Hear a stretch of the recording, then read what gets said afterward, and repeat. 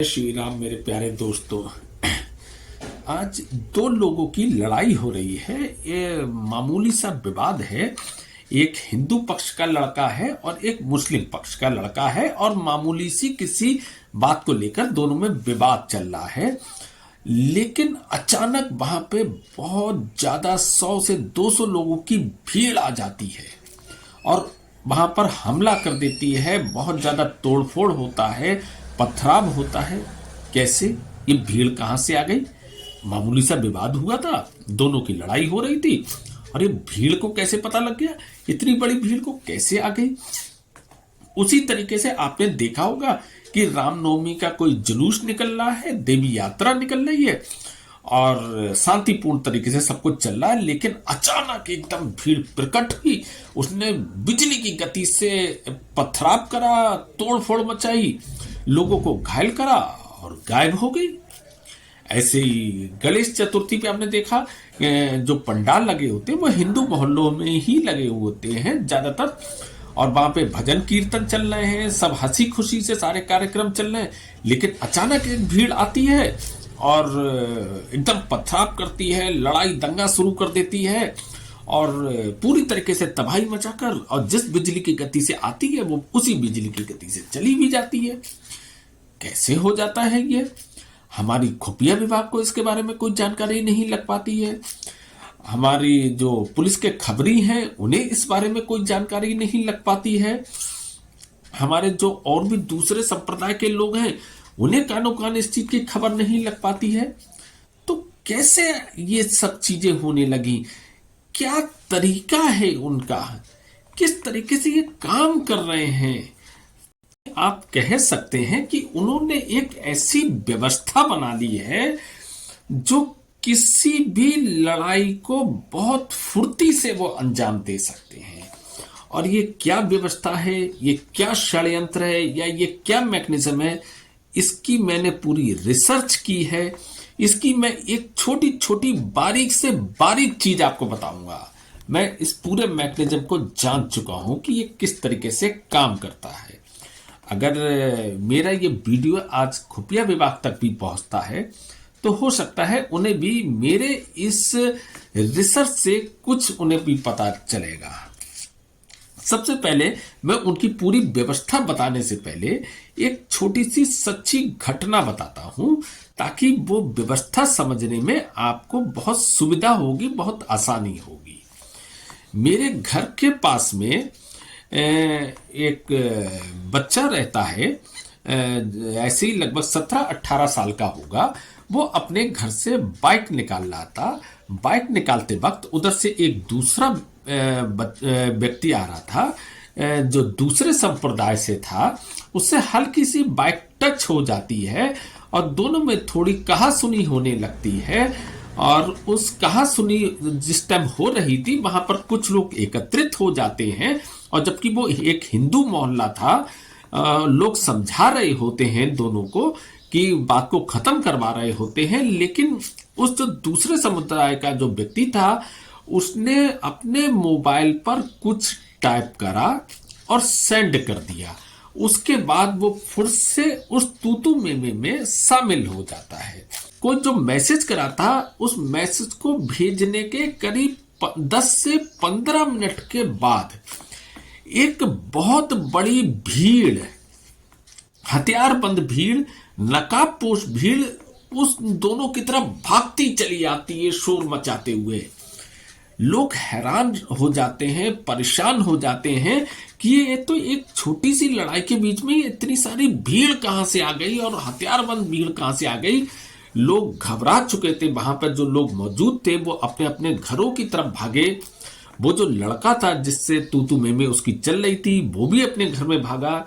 उस घर की जो लेडीज जो निकली हुई थी वो अपने घर में भागे और भागते ही सबने अपने अपने दरवाजे बंद कर लिए। लेकिन जो वो भीड़ आई थी बिजली की गति से, उसने उस घर के दरवाजे तोड़ दिए, उस लड़के को बाहर निकाल के बहुत मारा, उस घर की लेडीज को मारा और जिस गति से वो बिजली की गति से आई थी वो भीड़, उसी गति से वो चली भी गई। थोड़ी ही देर में पुलिस भी वहां पहुंच जाती है। किसी ने कॉल कर दिया होगा। पुलिस भी सबसे जानकारी जुटाने में लगती है कि आखिर ये लोग कौन थे। उस भीड़ के बारे में कोई भी बताने में सक्षम वहां नहीं था कि ये भीड़ कहां से आ गई, ये कैसे आ गई। लोग केवल अगर उस भीड़ में किसी को जानते थे तो वो केवल उस एक लड़के को जानते थे जिससे उनकी तू में चल रही थी। और वो जो लड़का था वो बहुत ज्यादा दूरी पर नहीं रहता था, चंद कदमों की दूरी पर उसका घर था। और वो जो लड़का था कोई बहुत प्रभावशाली लड़का नहीं था या कोई बहुत बदमाश नहीं था, एक साधारण सा लड़का लोग बताते हैं, एक सीधा साधा लड़का। लोग उस मोहल्ले के लोग उसे बताते हैं कि बहुत सीधा साधा बच्चा है। तो एक सीधे से व्यक्ति ने, एक साधारण से व्यक्ति ने 100 से 200 की भीड़ कैसे एकत्रित कर ली, और वो भी 10 से 15 मिनट के समय में। तो यही व्यवस्था के बारे में मैं आपको बताने जा रहा हूं कि ये क्या, किस तरीके से काम करती है, कौन लोग इसका संचालन करते हैं, व्यवस्था किस तरीके से काम करती है। आज इंटरनेट का युग है और इस इंटरनेट के युग में बहुत सारी व्यवस्थाएं बनाना बहुत आसान हो चुकी हैं। इस व्यवस्था के बारे में अब मैं पूरी तरीके से आपको इसकी पूरी बारीकियां बताने जा रहा हूं। इस व्यवस्था का जो पावर सेंटर है वो दिल्ली की एक बहुत बड़ी मस्जिद है जहां से इसका पूरा संचालन होता है। कुछ व्हाट्सएप ग्रुप बनाए जा चुके हैं जो केवल हिंदू मुसलमान की लड़ाई के आधार पर ही ये काम करते हैं। अगर उनमें आपसी कोई लड़ाई हो रही है या कोई आपसी कोई विवाद है तब उसमें इस व्हाट्सएप ग्रुप का कोई रोल नहीं होता है। वो व्हाट्सएप ग्रुप केवल तभी एक्टिव होता है जब किसी हिंदू और मुसलमान की लड़ाई से संबंधित कोई मैसेज आता है। तो किस तरीके से ये काम करता है? हाँ, एक चीज और बता दूं, इस व्हाट्सएप ग्रुप में ऊपर से सख्त इंस्ट्रक्शंस हैं कि आप इसमें किसी भी तरीके का और कोई मैसेज फॉरवर्ड या सेंड नहीं करेंगे, कोई मैसेज नहीं लिखेंगे। जैसे कोई गुड मॉर्निंग का मैसेज आप इसमें नहीं डाल सकते, गुड नाइट का मैसेज नहीं डाल सकते, ईद मुबारक का मैसेज नहीं डाल सकते। मतलब कुछ भी आपको कुछ नहीं डालना है, इस तरीके का कोई भी आपको एक्टिविटीज नहीं करना है। मान लीजिए किसी एक मुसलमान लड़के की एक हिंदू लड़के से लड़ाई होती है तो उसे क्या करना है? उसे उस व्हाट्सएप ग्रुप जो कि उसे पहले बताया जा चुका है उसका नाम, उस नाम से वो सर्च करता है, वो सीधे उसके ऊपर आ जाता है उसके मोबाइल में उस नाम से।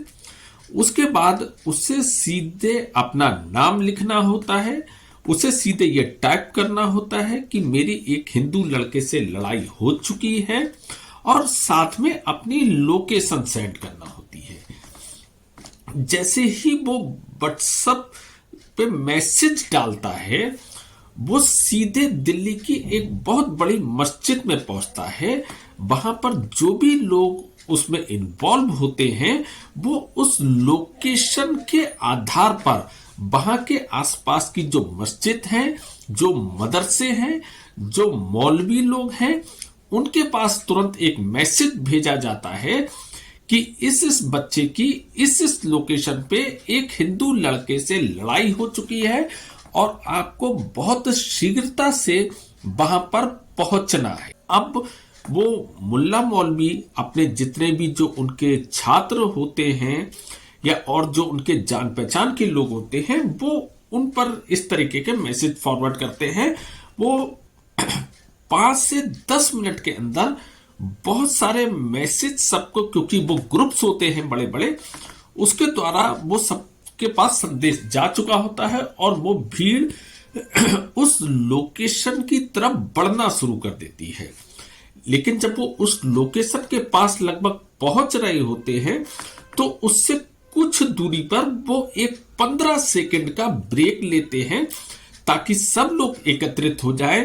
और वो सारी नकाबपोश भीड़ होती है, हथियारबंद भीड़ होती है, और बिजली की गति से वो अपना काम करती है और अपने काम को अंजाम देने के बाद, तबाही मचाने के बाद, उसी बिजली की गति से चली भी जाती है। आप लोगों ने ये देखा होगा कि आजकल जितने भी जो पथराव होते हैं, जो सांप्रदायिक हिंसा होती है, उसमें लोग यही कहते हुए पाए जाएंगे कि बाहरी लोग थे, पता नहीं कहां से आए, वो कहां चले गए, हम लोग तो सब मिलजुल के रहते हैं, हमारा तो कोई आपसी विवाद नहीं है, हमें नहीं पता वो बाहरी लोग कहां से आए थे और क्या करके चले गए, क्योंकि वो नकाब पहने हुए होते हैं। अगर कहीं पे सीसीटीवी कैमरे भी लगे होते हैं तब भी उन्हें पहचानना लगभग नामुमकिन सा हो जाता है। और इस पर इंक्वायरी चलती रहती हैं। जैसे जैसे ये घटना पुरानी होती जाती है, इस घटना के बाद मतलब खत्म हो जाता है, सब अपने अपने काम धंधे में लग जाते हैं। तो ये मैकेनिज्म इन लोगों ने स्थापित कर लिया है। क्या आप इसकी गंभीरता को, इसकी जो खतरनाक सोच हो, क्या आप उसे समझ पा रहे हो?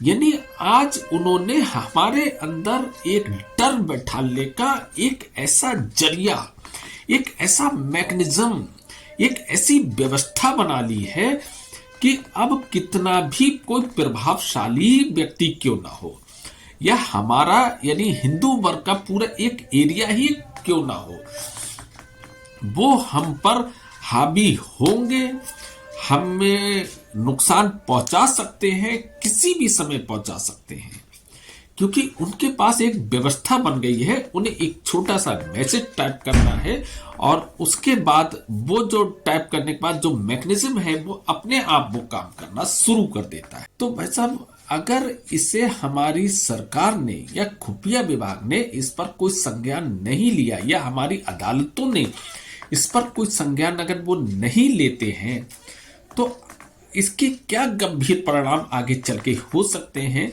ये आप भी सोच सकते हो। चलिए, आज तो दो लोगों की लड़ाई होती है, या कोई जुलूस पे पत्थरबाजी होती है, किसी भजन कीर्तन पे पत्थरबाजी होती है, कल को तो ये जानबूझ के लड़ाइयां होने लगेंगी। मान लीजिए मैं कहीं जा रहा हूं और पीछे से मुझे कोई अपशब्द कहता है, अगर मैं उस बात पे गौर नहीं करता और उनके अपशब्द को सुन के चला जाता हूं, तो हो सकता है कि मेरी जान बच जाए। अगर मैं उस पर कुछ रिएक्ट करता हूं या प्रतिरोध करता हूं, तो वो भीड़ तो उनके साथ में है ही। उन्हें तो एक मैसेज टाइप करना है, 10 से 15 मिनट के अंदर उनके पास वो भीड़ आती है, उनकी ताकत बन चुकी है। अगर कोई भी, अगर आप अपने मोहल्ले के बहुत प्रभावशाली व्यक्ति हैं, या आप बहुत बदमाश व्यक्ति भी हैं, तो आपके पास कितने लोग होंगे? 10 लोग आपके पास होंगे, कुछ चमचे टाइप के जो कहलाते हैं बदमाशों के, 10 होंगे, 15 होंगे, 20 होंगे। अगर किसी से लड़ाई होती है तो आपको भी उस 15 से 20 लोगों को इकट्ठा करने में घंटे से 2 घंटे का समय लगता है। लेकिन भाई साहब, उनका एक व्हाट्सएप ग्रुप 10 से 15 मिनट के अंदर 100-200 की भीड़ इकट्ठी कर सकता है, और हथियारबंद भीड़ इकट्ठी कर सकता है, और कितनी तबाही को मचा सकते हैं ये आप समझ ही नहीं सकते। हो सकता है अगर इस बात को गंभीरता से नहीं लिया गया, तो कल को वो हमारी बहू बेटी बहनों को वो छेड़ना शुरू कर देंगे। आप उसका प्रतिरोध करेंगे तो वो उस मैकेनिज्म का यूज करके आपकी बहू बेटी को भी छेड़ेंगे, आपको भी मारेंगे, और आपके अंदर इतना डर बैठाल देंगे कि आप कभी उनका प्रतिरोध कर ही ना पाओ। और कब तक आप अपना घर छोड़ छोड़कर भागते रहोगे? आप अपने ही घर में डरने लगोगे, आप अपने ही मोहल्ले में डरने लगोगे, आप अपने ही देश में डरने लगोगे। तो इसका क्या सलूशन है? देखिए, इसका 2 सलूशन मुझे जो दिखते हैं प्रत्यक्ष रूप से, वो मैं आपसे डिस्कस करना चाहता हूं। एक तो ये है कि हमारी सरकार इस पे कुछ एक्शन ले, इस तरीके के जो व्हाट्सएप ग्रुप हैं उन पे निगरानी रखे और इन पे सख्ती से कार्रवाई करे। लेकिन मुझे ये असंभव सा लगता है, क्योंकि व्हाट्सएप ग्रुप रोज नए क्रिएट हो सकते हैं। आप कितने व्हाट्सएप ग्रुप उनके डिलीट करा सकते हो, कितने क्या कर सकते हो, क्योंकि उनके पास जो मस्जिदें होती हैं, उनके पास जो मदरसे होते हैं, उसमें इस तरीके की पूरी शिक्षा दी जाती है कि किस तरीके का अब व्हाट्सएप ग्रुप क्रिएट हो चुका है। आप अपने मोबाइल मतलब आपको उसमें जोड़ा जा चुका है, आपको उस व्हाट्सएप ग्रुप में कोई एक्टिविटी नहीं करनी है, एक बिंदी भी सेंड नहीं करना है। और अगर कोई खुफिया विभाग किसी का भी मोबाइल चेक करता है, अगर आपको पता है कि आप किसी भी व्हाट्सएप ग्रुप पे बहुत लंबे समय तक कोई एक्टिविटी नहीं करते हो, तो वो बहुत नीचे दब चुका होता है। और अगर उस व्हाट्सएप ग्रुप में कुछ है ही नहीं, तो आप उस पर क्या कार्रवाई कर लोगे? कुछ कार्रवाई आप उस पर नहीं कर सकते। और वो तो आपने एक व्हाट्सएप ग्रुप को पकड़ा, वो तुरंत ही डिलीट हो जाएगा, वो ग्रुप डिलीट हो जाएगा, तुरंत ही 5 मिनट के अंदर दूसरा ग्रुप तैयार हो जाएगा। तो ये मुझे प्रभावशाली तरीका नहीं लगता है। फिलहाल सरकार नहीं कंट्रोल कर पाएगी या इंटरनेट को बंद नहीं कर सकती। दूसरा तरीका बहुत प्रभावशाली मुझे लगता है, जो इन्होंने व्यवस्था बनाई है, जो मैकेनिज्म बनाया है, उसी के पैरेलल आप भी अपनी एक व्यवस्था बना लो, आप भी अपना एक पावर सेंटर बना लो। इसमें हम लोगों को भी इस तरीके की व्यवस्था बनाना होगी कि हम भी कुछ ऐसा टाइप कर सके कि हमारी यहाँ पर ऐसे ऐसे लड़ाई हो चुकी है दूसरे संप्रदाय के व्यक्ति से, और हमें शीघ्र अतिशीघ्र मदद की आवश्यकता है। अगर 200 की भीड़ उधर से भागती हुई आएगी, 200 की भीड़ इधर से भी भागती हुई आएगी, फिर बात बराबर की हो जाएगी, फिर असली जंग शुरू होगी, फिर असली बात आएगी।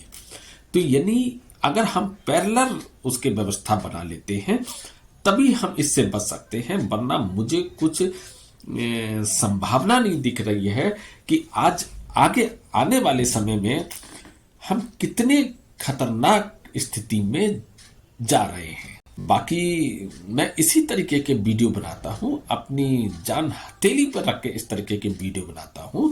अगर आपको मेरा वीडियो अच्छा लगे तो आप मेरे चैनल को सब्सक्राइब करना, क्योंकि मैं वो सारी चीजें आपको बिना डरे बताता हूं जो बहुत सारे लोग नहीं बता सकते। बाकी मेरे वीडियो को लाइक करना, शेयर करना।